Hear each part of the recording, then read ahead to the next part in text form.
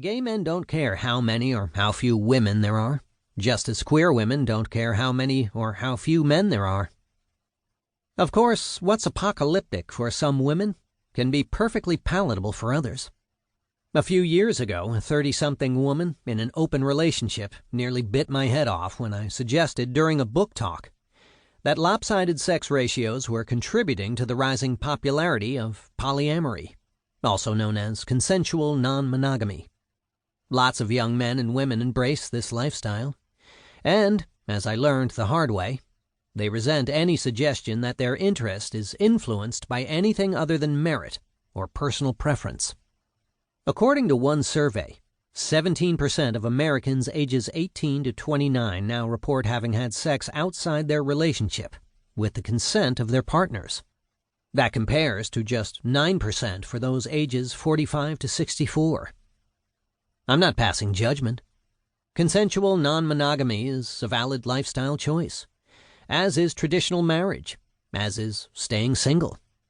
The point I've always emphasized is that demographics and culture are intertwined. We saw this in the 1920s, when the shortage of young men in the West gave rise to the flapper generation, and the loosening sexual mores of the roaring 20s. 10 million soldiers died in World War I, and 20 million more were wounded, many grievously. The consequences were captured eloquently by author Irene Nemirovsky in her novel The Fires of Autumn, set in 1920s France.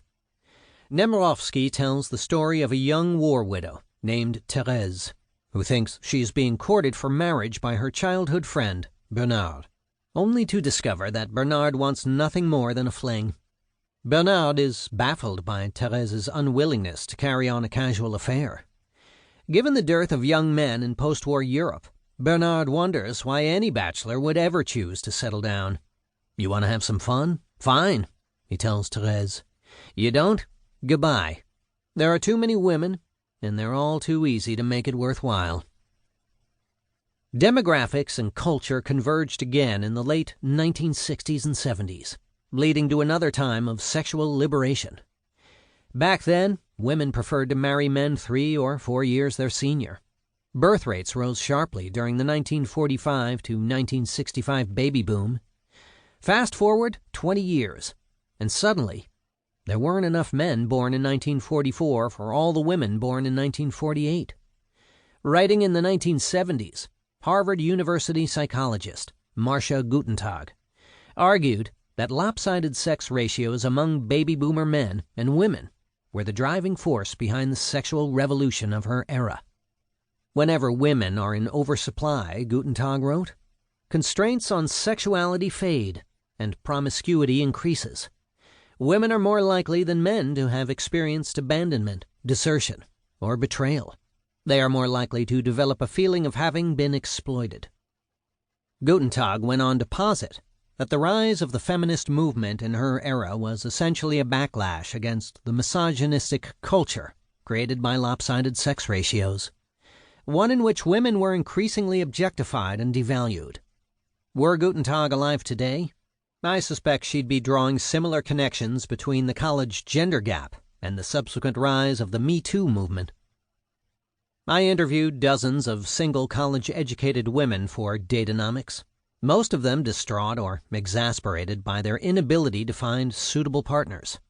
My interviewees were generally engaging and attractive, with successful careers as doctors, television reporters, advertising executives, and the like. These women had everything going for them, yet they couldn't seem to find a decent guy who wouldn't bail the moment things got serious. As successful as these women were professionally, romantically, they felt like failures. I interviewed married women for Datanomics too, and they were just thankful to be off the dating treadmill. One happily married woman I interviewed was shaking visibly while recounting her single years in New York City before she met her husband. She shared story after story of being misled by men whom she thought she might marry.